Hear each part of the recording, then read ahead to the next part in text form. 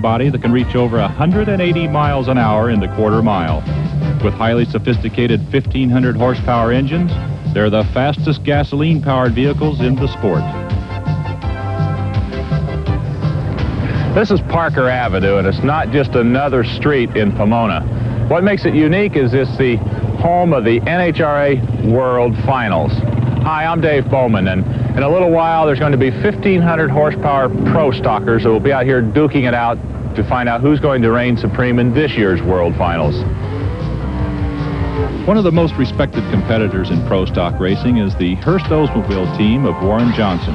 Johnson, as both the driver and the owner, heads up a family team that has had a successful year. Early in the season in Gainesville, Florida, only the second stop on the tour, he defeated five-time world champion Bob Glidden to win the Gator Nationals. In Baton Rouge at the Cajun Nationals, he again met Glidden in the final round and ran the victory, beating the man the record books show as the sport's winningest racer. At the very next national event, the Spring Nationals in Columbus, Ohio, Warren Johnson again took home the title and the prize money by advancing to the final round, this time defeating Bruce Allen. Over the course of the season, the team has run well enough to earn sufficient valuable points for a sure second place in the World Championship title race. But the last half of the season has been disappointing. Times have been tough and mechanical problems have plagued the Johnson team. Though they've placed in the money many times, they've had no victories since Columbus. Now at the World Finals, the last race of the year, the Johnson team works not toward a World Championship, but to win one last race, to vindicate themselves for the last half of the season, and to carry them through the winter as they prepare for next year. But they're bucking the odds. They've run these engines hard and they've had trouble getting replacement parts, so they've had to go back to the old combination. We're back to our standard combination as opposed to before. The motor is actually the same motor we ran back in 1983 because we've had just a horrendous problem this year with part supply. We're basically run without any parts the whole year. We started off well because our parts were fresh at the beginning of the year, and we haven't had any new parts basically from the beginning of the season. Warren Johnson is as much of an automotive engineer as a racer. He designed the big block engine that he and other pro stock racers campaigning Oldsmobiles now use. And his belief that if you rely on others, you're relying on outdated knowledge has led him to design and farm out the fabrication of his own components in an effort to always be first with a better idea, as well as first at the finish line.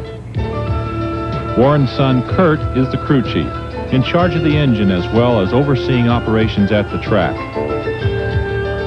Wife Arlene keeps statistics, crucial to analyzing and maximizing the car's performance. Dropping in for this race is Bruce Daly, an old friend.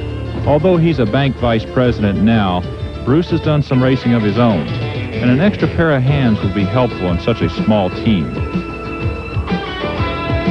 Though the last half of the season has not gone the way they wanted, for this close-knit family team, racing is more than just a championship title. It's the challenge of constantly pushing for maximum performance. And there's still a race to be won, the World Finals, a victory that would be doubly sweet after such a frustrating season. On Saturday, the crew is up early preparing the car for the last full day of qualifying. The Pro Stock car is an exotic racing machine. The normally aspirated and carbureted 500 cubic inch engines approach an unheard of 3 horsepower per cubic inch. This kind of performance comes only from extensive development work on a dyno. During the winter, Warren and Kurt and the employees of their race shop must search for more horsepower. At the track, only minor adjustments are made, and the car and the engine tuned for specific conditions. Kurt and Warren work instinctively and separately so as to not duplicate each other's efforts. He knows what his duties are, I know what my duties are, so there's a lot of work that goes on with without speaking of any individual operation that has to be done. It's almost like a rote process where everybody does their own job without talking about it. And we have confidence in each other, so we don't have to go ask whether something has been done or it hasn't been done. And we don't worry about it being done right, because that's our approach. You do it right the first time. Warren's a tough boss and his standards are high, but in his own quiet way, Kurt respects that. Full time I've been doing it since I got out of high school, since I graduated, which is about 4 years now, and I've been traveling across the country for since I was about 2 foot tall, it seems like. Where have you learned all your mechanical skills? Pretty much through my dad. He taught me almost everything he knows. I took auto shop right behind our house in Ridley, Minnesota. What was it like growing up in a shop and working with your dad all through these years? Well, it had its advantages and disadvantages, you know. Working for your father, you're probably expected to do more, but I survived. Kurt's dry humor disguises the fact that for him, racing is not just a family business. It's a passion. Kurt was a good student in school, and he was always a straight-A student, but if he didn't keep up his grades, he couldn't go to the races with us, and so he'd miss as much as 9 weeks of school when in a school year, going to the races with us, and he still maintained an A average. Kurt works steadily and surely, preparing the engine for the day's first round. Working alone at the track, even under the time pressure, can be easier than being back at the shop where he's still just the boss's son. When you're working in a basically, I guess you'd call this a small business, it's kind of a touchy situation where you have other employees involved. You don't want to have a situation where they think someone is showing favoritism or anything like that. So he's really allowed to advance on his ability strictly only. We don't look at it as family ties as promoting him in this business at all. It's his ability that promotes himself. It's tough working for your father sometimes, you know. People in the shop, you know, think that, well, you know, you got it made or something like that, but that's just not the way it is. Warren, Kurt, and Bruce roll the car into the staging lanes to await their turn. Hopefully all their work will result in this run being fast enough to not only qualify them better, but to show some improved performance. Arlene is already near the starting line, making detailed notes on the competition and the changing track conditions. Warren, now in the car, puts on his safety belt. On the starting line, Kurt paces anxiously.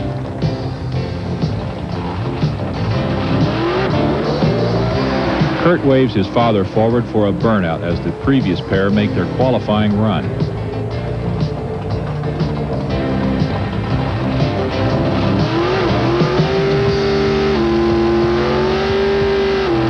As Warren does his burnout, he approaches the exact spot Kurt has marked for the start.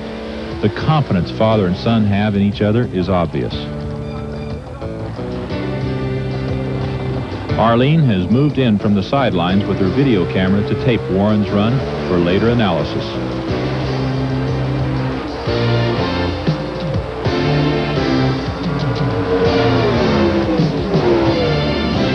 It's a good run, 7.63 seconds, and Warren's fastest so far, but not enough to improve their standing.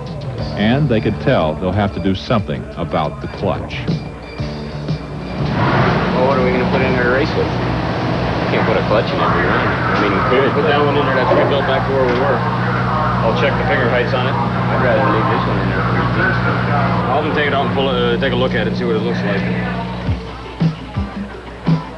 As the boys analyze the clutch problem, Arlene takes readings on barometric pressure, temperature, and other statistics, and enters them into the computer.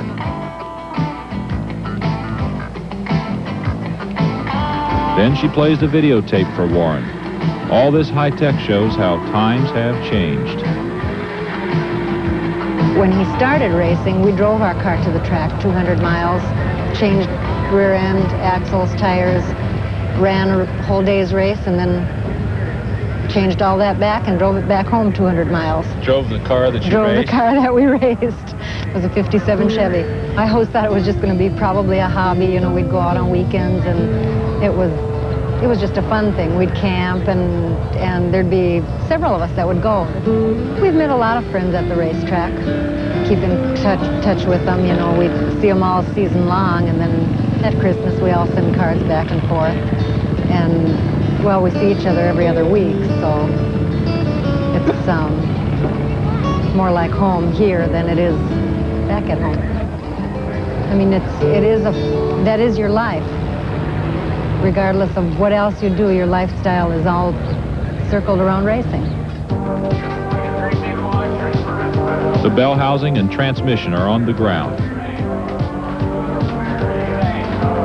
The clutch is being taken off. Warren will have to totally rebuild the clutch before the next round. I don't think we can go much faster than we are right now, or quicker either.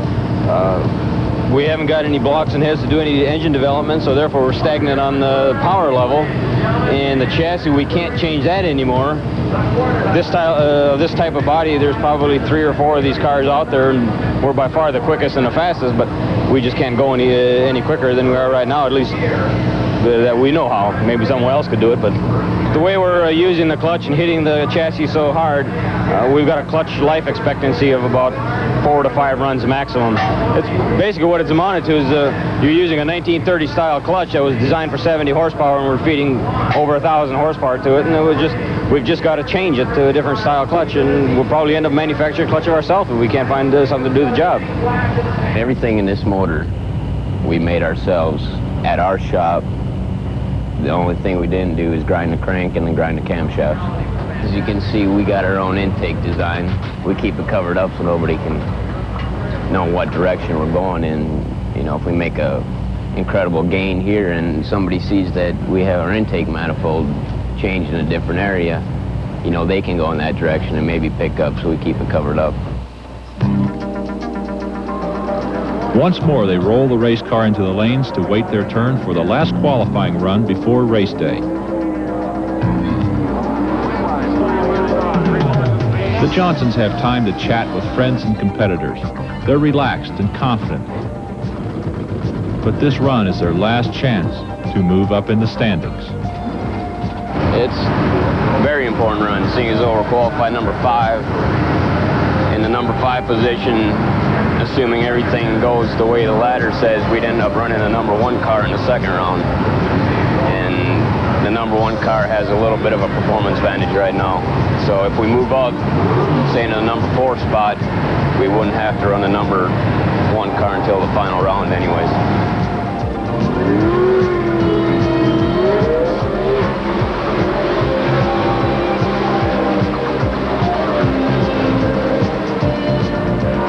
Warren runs the quarter mile in 7.68 seconds, 5/100ths of a second slower than the morning run. The change of clutch has produced no benefit. They remain qualified 5th. Back in the pits, Kurt immediately sets about checking the engine, and Warren automatically ties the printer into the onboard computer, looking for some area to improve for tomorrow's race. Sunday, the last day of the World Finals, and a capacity crowd awaits the racing. Warren, Kurt, and Bruce push the car into the staging lanes. Once more, the waiting begins. Psychologically, the first round is the toughest. As Kurt checks the car, Warren thinks back to the morning preparations. Mechanically, everything was in order. Kurt checked on that. Even the Autolite rep came by to lend some technical assistance. Parallel, is it just this? The valves were set. The timing was done. Everything has been done Warren's way. Done once and done right. While he waits, Warren watches the funny cars run, carefully looking for changing track conditions.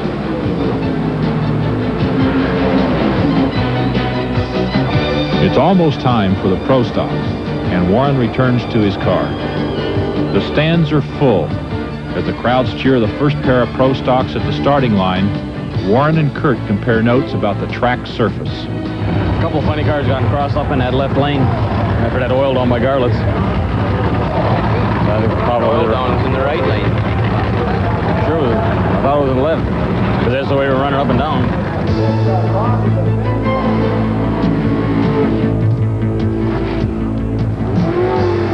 Kurt will watch the first race from his usual spot behind the cars, and Arlene will videotape as always. Warren faces Stan Mizell. Only 1/1000th of a second difference in their reactions.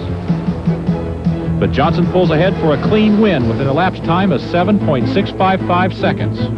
Arlene immediately returns to the sidelines to make notes on the next pair of pro stockers approaching the line. Bob Glidden lines up against Gene Fasching. Fasching starts almost a tenth of a second faster. But Glidden easily wins, running 7.602 seconds. Back in the pits, Kurt is already retrieving the information from the onboard computer as Arlene and Warren go over her notes. Glidden played the waiting game. Fasching was staged, and Glidden sat there and finally pulled in. Once the information is digested, the team knows what to do. Warren checks the valves. Kurt checks the rear end and adjusts the chassis. Bruce mounts a new set of rear slicks, and the car goes back together.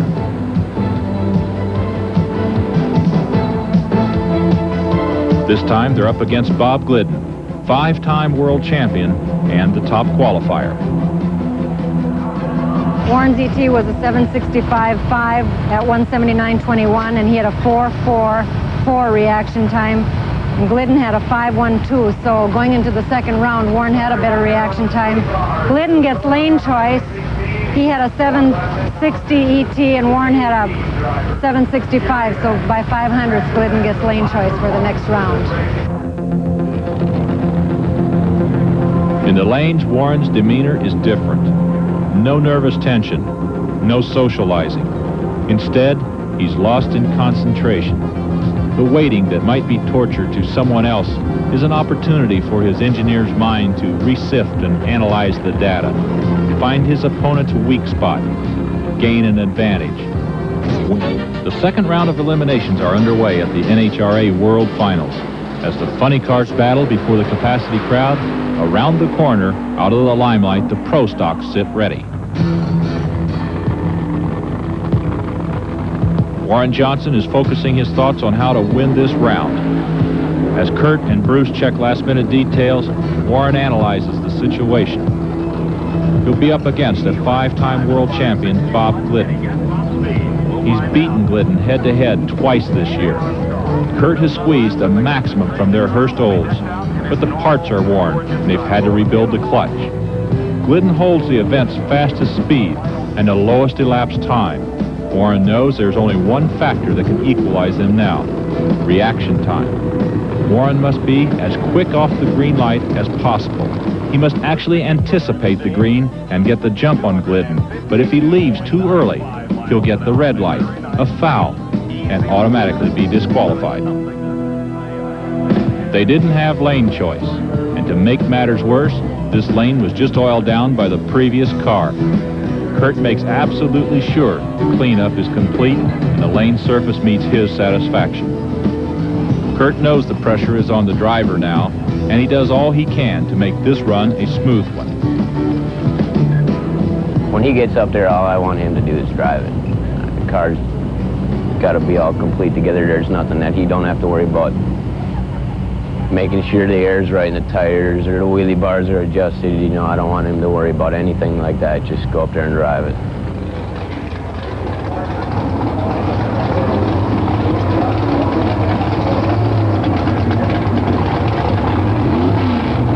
Arlene is not going to videotape this run. It's too important a moment, and she doesn't want to be limited by the narrow field of view. Both Arlene and Kurt watch, hoping Warren can cut the light clean enough to get an edge on Glidden. Warren's red lighted. They race full out, but Glidden wins automatically because of Warren's foul start. Arlene's disappointment is immediately hidden by her gracious reaction toward Etta Glidden. Congratulations. The year's out again. Congratulations, WJ. That's the way it goes. That's right. Kurt must deal with his emotions differently. He isolates himself, standing silently at the starting line, surrounded by the noise of the other pro stock competitors that he won't get to race until next season.